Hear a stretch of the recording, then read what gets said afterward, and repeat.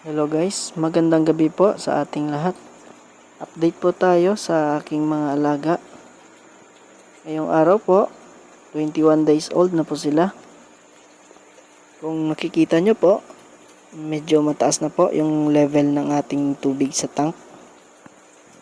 Pero hanggang ngayon po, paunti-unti ko pa po itong dinadagdagan hanggang maabot ko po yung ideal level po ng ating tubig sa tank. Kung nakikita nyo po, medyo naka-adjust na po ang ating mga alaga. At kaninang umaga po, nagsimula na po akong magbigay ng pagkain. At nagbibigay po ako sa kanila ng pagkain every 4 to 5 hours. At ang pagbibigay po ng pagkain is pakunti-kunti lamang po para maiwasan po natin yung overfeeding. And tips na rin po, after nyo pong magpakain, pag meron pong mga nakalutang na feeds or natirang feeds sa itaas ng tubig, mas maganda po na kunin nyo po ito. Tanggalin nyo po ito sa tubig. Huwag nyo pong hayaan na pumunta sa ilalim ng inyong tank.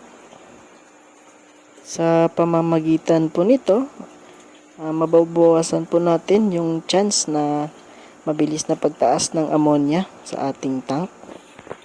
Pangalawang tips po, hindi po ibig sabihin na malinaw or clear yung tubig ng inyong tank is safe na po. Mataas pa rin po ang tsansa ng ammonia. Kaya napaka-importante po na meron po kayong ammonia test kit para time to time ma-check po natin yung ammonia level ng ating pond. And pangatlong tips po, kung kayo po ay nagpaplano or nagbabalak na magpagawa ng concrete na pond, ang maipapayo ko po, mas maganda po yung circular taka naka-funnel type po.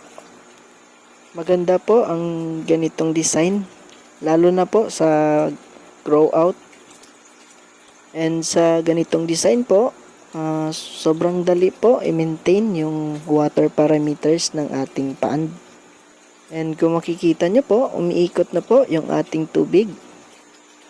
And dahil naka-funnel type po siya, at nasa center po ang ating drainage, sigurado po na yung mga waste po ng ating mga isda is mapupunta sa gitna. Ang mangyayari po dyan, madali pong i-drain yung mga dumi ng ating mga isda. So hanggang dito na lang po muna yung ating video. Bukas po mag-update po ako ulit sa inyo and magbibigay na naman po tayo ng mga panibagong tips and ideas. Kung meron po kayong mga katanungan, i-comment nyo lang po sa comment section ng ating video at susubukan po natin na sagutin ang inyong mga katanungan.